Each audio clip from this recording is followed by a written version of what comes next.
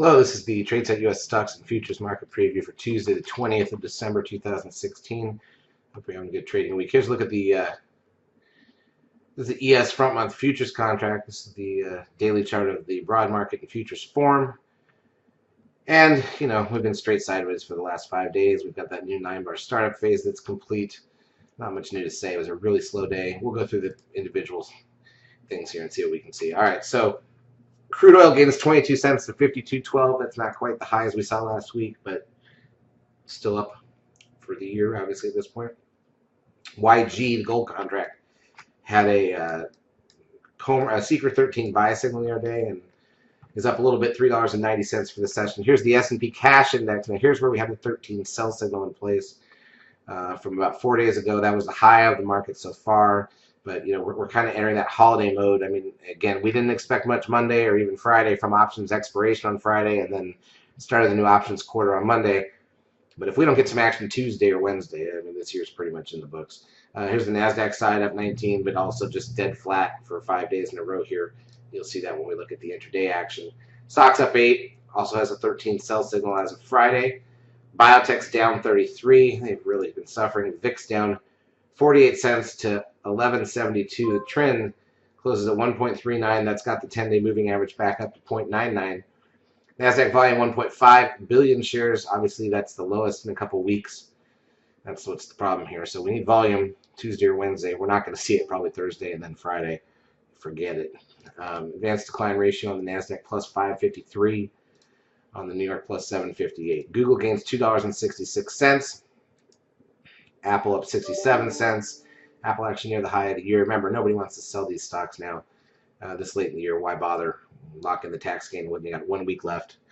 Here's a look at Amazon. It was up 8. Same story there, even though it's down off the highs. Netflix still operating under that 13 sell signal, but it was up $1.23 on the session here Monday. Tesla gains 24 cents. That should be a new 9-bar. Yep, new 9-bar startup phase complete on Tesla.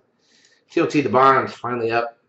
So after making new lows back on Wednesday and staying down there Thursday and Friday, up a little bit here, might finally get a hold above that 10-day moving average. That would be pretty interesting timing on that. And the Dow Jones, I don't really care. Also flat, up 39.65, but flat for the last 5 days. All right, let's take a look at the ES. This is 10-minute candles, so you can see the whole last week, even though we usually just show the last 2 days during the week. But look at this. We're exactly where we were at the start of 5 days ago after the gap up.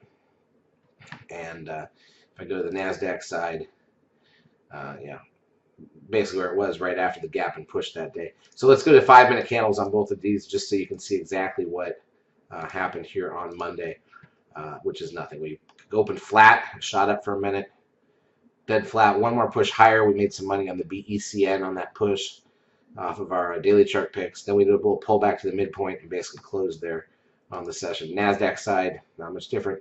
Pushed up, came back. Very uneventful. All right, so what does that leave us for Tuesday? Well, there's no economic data due on Tuesday, so it's just another straightforward trading day, except for we got the options thing shaken off. The Electoral College vote should be done today at some point in time, so that'll be behind us for Tuesday. So it should just be hopefully a straightforward trading day, and I'm hoping a decent one so that we can get something going here Tuesday or Wednesday before everybody goes into hibernation for the end of the year. Obviously, the weather around the country, in some parts of the country, not here in Phoenix where it's 65, but in some parts of the country where it's under 0, can have an impact, and then everybody's got to do their jobs and go shopping on top of it. So we will see what we get. It'll be interesting. Charts, as usual, brought to you by eSignal. If you've not yet taken a trial of our services, feel free to do so. We will help you out for a couple weeks. Have a great trading Tuesday.